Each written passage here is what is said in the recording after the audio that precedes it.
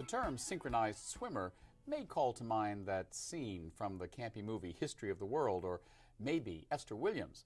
But we have as our next guest the real thing, Stuart Hills, synchronized swimmer for Tsunami. Welcome. Thank you. Thank you for So, having me. what does it take to be a gay synchronized swimmer? Well, it takes a lot of hard work and it takes a lot of training, just like it takes straight synchronized swimmers to do the same. But we probably do it with more flash. Right. Yeah.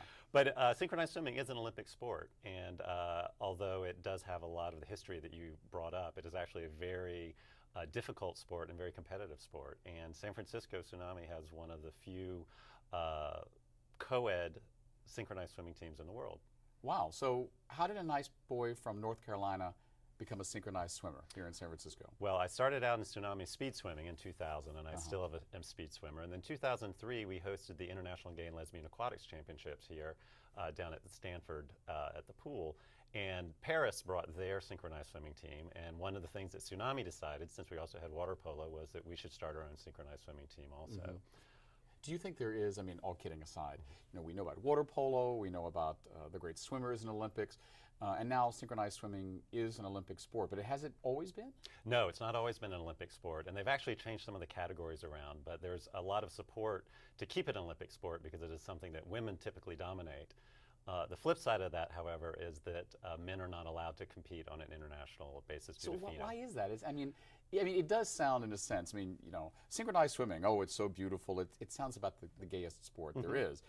But why can't men compete in the Olympics in it? Well, you're right. Anything with sequins and makeup is very gay. However, FINA, which is the international governing body, is really determined that it's going to be a female sport. Now, the U.S. governing body welcomes our participation and encourages men to do synchronized swimming. In addition, there's a lot of European national bodies that definitely encourage it, but FINA is determined that for gender equity is their excuse, that they want to keep men out of the water. Very interesting. Well, I mean, the International Olympic Committee has not always been a bastion of either sexual equality or progressiveness with regards to gender identity or the LGBT community, correct? This is true. Yeah. Now, all kidding aside, you are part of the world's oldest LGBT swim club, the Tsunamis. 25 years now? Yes, 25 years. I imagine when this was formed, there was not only some active prejudice, but there's always been this perception, I think, among some straight sports organizations that, well, yeah, it's gay Olympics or it's gay swimming, it's not real swimming. How do you dispel that? Well, Tsunami's been at the forefront of actually both in the swim world when it was first started.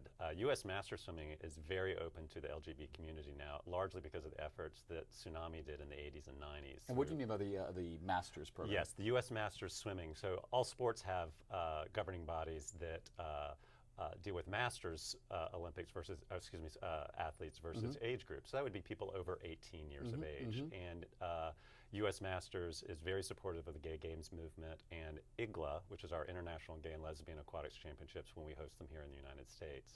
Again, U.S. Masters Synchronized Swimming is very supportive, too, of the gay and lesbian community. And that is largely because of pioneering work that Tsunami has done, both in both sports. So you see it as more than just a sports organization. You think there is some actual political advocacy going on here? Oh, absolutely.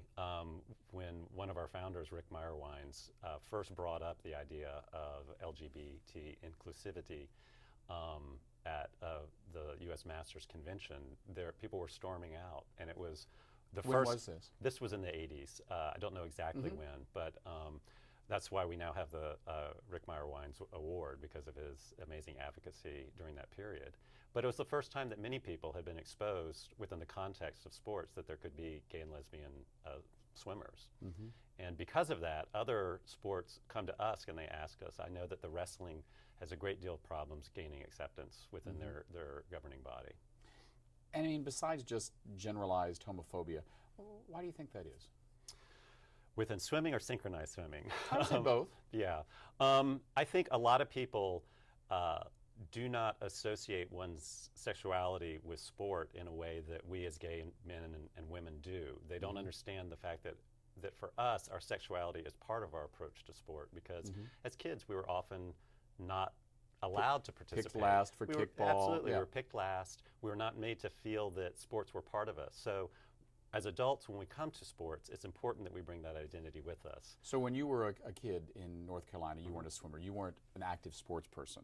No, I did Taekwondo with my dad. He and I did that together, and I was the summer pool kid, meaning I would hang out at the pool, but we had no sort of formalized swim program or anything like that. I did not start really swimming until I went to college at Virginia Tech, and then that was just on a physical ed sort of level. And what was the impetus, and had you come out at that point, or were they kind of meshed together?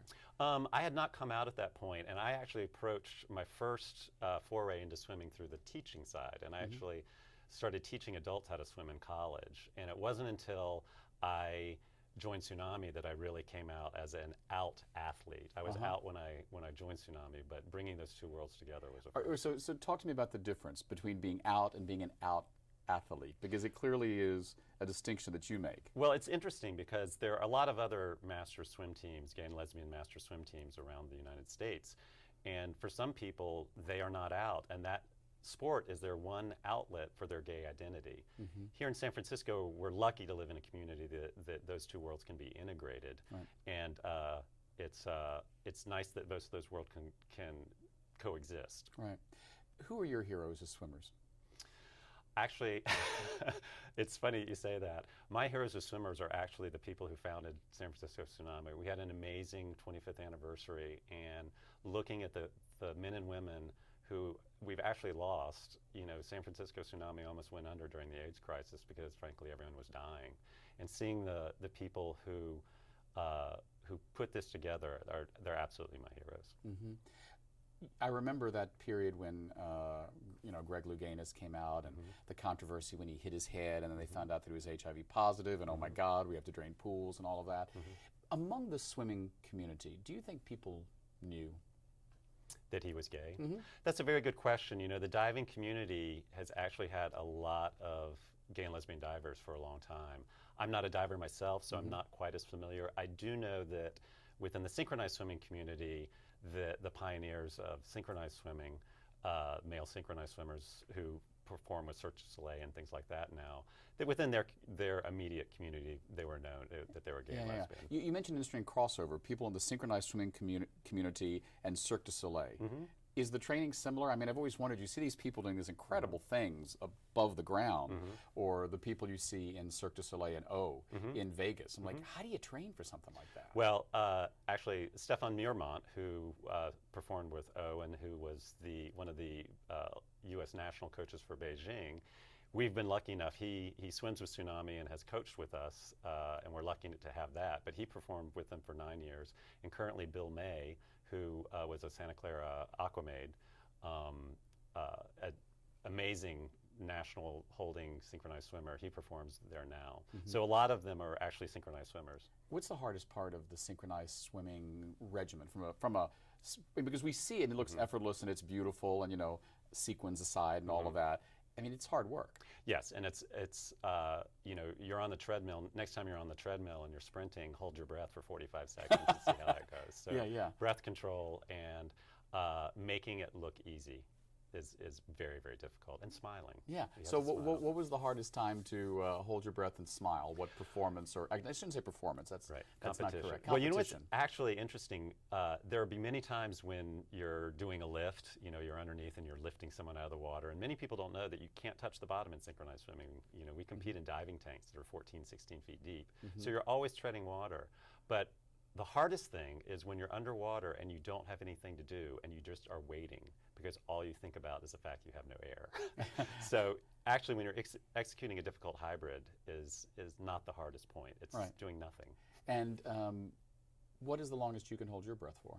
Well, we do what are called underwaters, which the lifeguards don't like us to do, but we have to swim laps underwater. And so I've done 75 yards, which is down and back 3 times on one breath. And they don't like you to do that because you can become hypoxic and pass out. I mean, is that like 45 seconds, a minute? I mean, what's the longest you've held your breath? It's over a minute, probably. Yeah. Wow. So. And besides the political aspect, I mean, there's a lot of social activity to the Tsunamis. It's a great place to meet people and support the community as well, correct? Oh, absolutely. Right. And between, you know, water polo that holds their annual water polo tournament every year at, you know, Tsunami Di Maio. And synchronized swimming, and great place to meet people. Yeah, it is. We've been speaking to synchronized swimmer Stuart Hills. I'm David Perry. You've been watching 10%. Swim on over to our channel again next week. Good night.